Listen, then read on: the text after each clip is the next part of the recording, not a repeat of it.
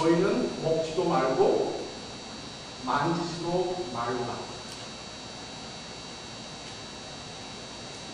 자기 생각을 마치 하나님의 말씀이면 더하는 추가의 죄를 범하고 있어요. 하나님 뭐라고 하셨어요?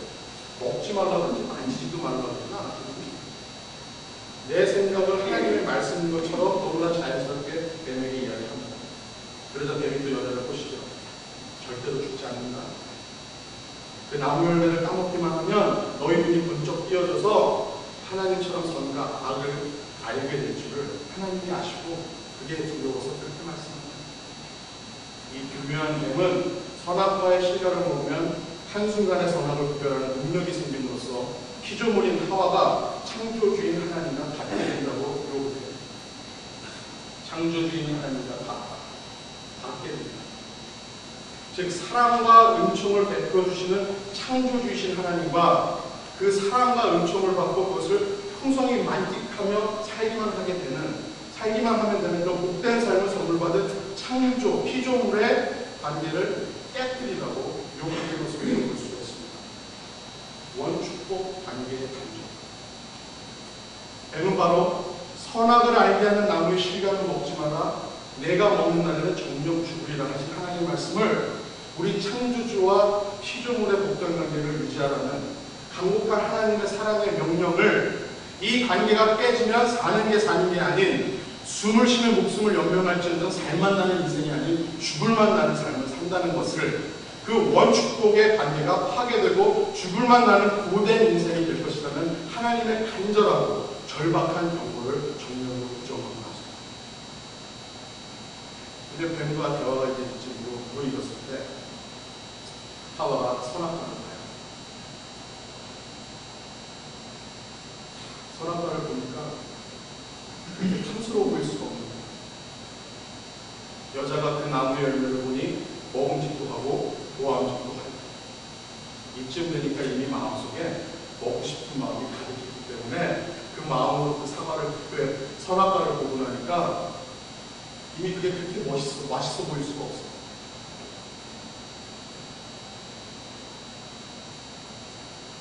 마음이 흔들립니다. 내가 얼마만큼 큰 축복을 입고 창조되었는지 그렇게 큰 축복을 받고 보기 좋게 창조된 피조물인 나는 창조주 하나님을 삶의 한가운데 모시고 신뢰하면서 살아야 한다는 창조 질서를 만족하게 됩니다.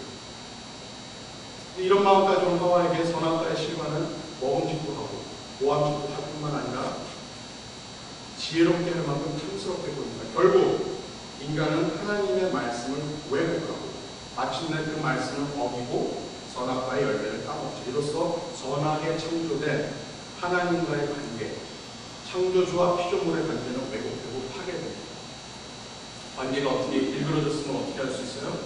성경은 날이 서늘할 때 동산에 거니시는 여호와 하나님의 음성을 듣고 아담과 그 아내가 여호와 하나님의 낯을 피하여 동산 나무 사이에 숨었다라고 합니다. 날이 서늘할 때 이제 평화로운 동산을 하나님이 산책을 합니다. 그리고 나의 사랑하는 피조물들을 같이 산책을 했으면 마음으로 아담아, 하와야. 근데 그 사랑스러운 음성을 그 음성만 듣고도 두려워서 바로 숨어버리는 아담과 하와를 볼 수가 있습니다. 이런 비참한 결과의 시작이 어디입니까? 바로 내 말이 말씀이 됩니다. 하나님의 말씀이 뜻같은 말이 되어 업사이다. 관계가 엎어지는 그런 삶의 현장. 다시 말해서 하나님의 말씀을 내 생각대로 내 욕심대로 편리하게 해석하고 변질시켜서 인용하고 이용하는 그 시점에서부터 하나님과 사람이 그리고 사람과 다른 피조물들이 더불어 평화롭게 살아갈 수 없는 비참함의 시작이 되는 우리가 볼 수가 있습니다. 창조주 하나님과 피조물의 관계를 상기시켜주는 선악과. 하나님께서 그 선악과를 동산 한가운데 두셨듯이 우리는 우리의 일상생활 한복판에 하나님을 나의 창조주를 인정하고 그 은혜에 대한 그 말씀에 대한 절대 순종이 있어야 될 줄 믿습니다. 근데 불행하게도 우리는 우리 주변에서 그리고 우리 자신의 삶 속에서 하나님의 말씀을 자꾸 왜곡하고 그 말씀에 불순종하는 일들이 많이 경험하고 그러세요? 교회가 끌고 말할 것도 없고요. 불행하게 교회 안에서도 그런 일이 비일비재합니다. 제가 예를 몇 가지 들어볼게요.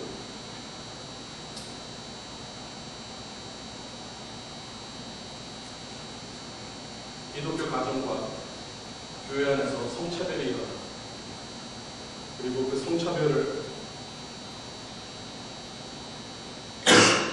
합리화시키기 위해서 주로 많이 쓰는 성경 구절 중에 하나가 여자들은 교회에서 정잠하라. 들어보셨어요?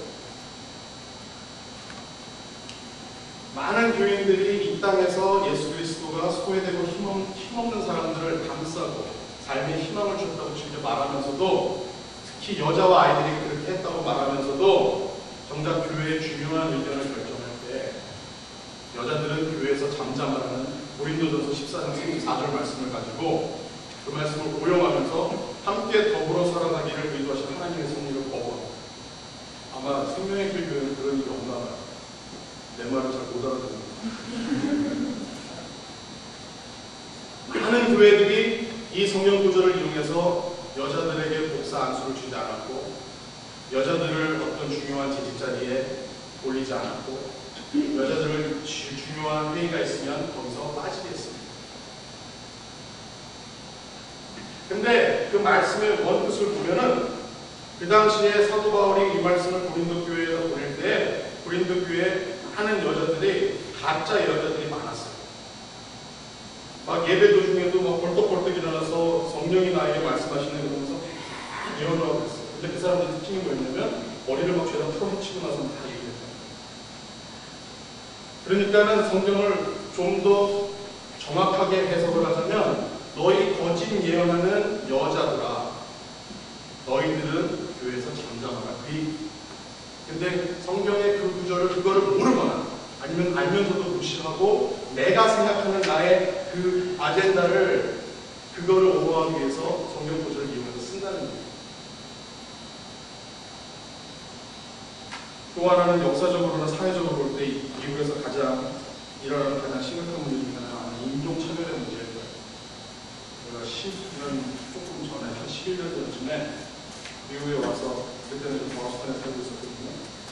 이렇게 슈퍼마켓에 가는데 파킹을 하려고 이렇게 하는데 애들이 자리를 나오려고 하다 나를 봤더니 다시 파킹. 근데 기다리고 서 있었어. 근데 안 나와. 그래서 자리를 이렇게 찾아보려고 그랬더니 또 나오다가 또 나를 보고 다시 들어갔다 나오고 들어갔다 나오고 아 그런 식으로 차라리 집에 같이 왜 저럴까.